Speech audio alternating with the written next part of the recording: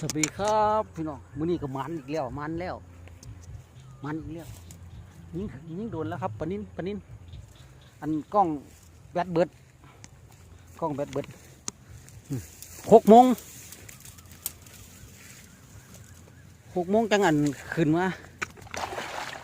โอ้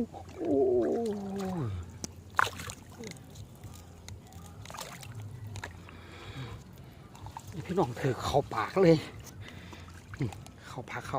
ก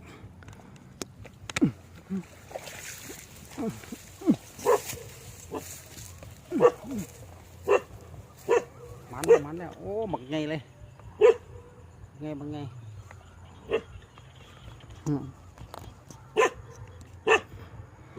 2 โลหรอมึงส่งนี่2 โล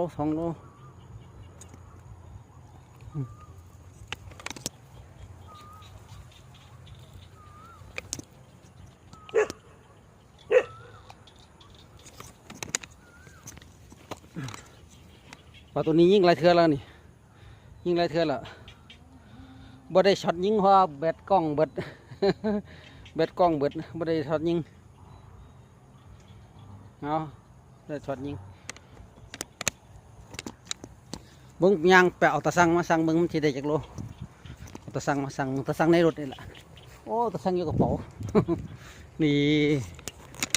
ตะสั่งอยู่กระเป๋า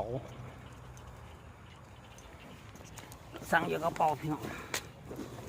กระเป๋าก็โยนลงเลยมือนี้มาสั่งเบิ่งตัวนี้จะได้จักโล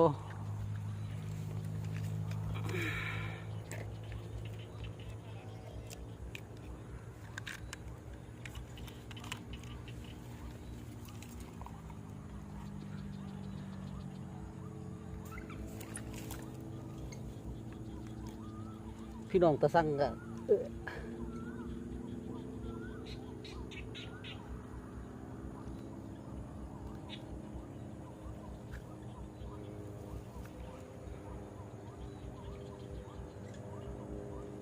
โอ้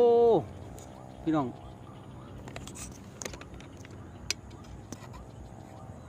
ได้โล8 ขีดบ่ฮอด2 โลได้โล 8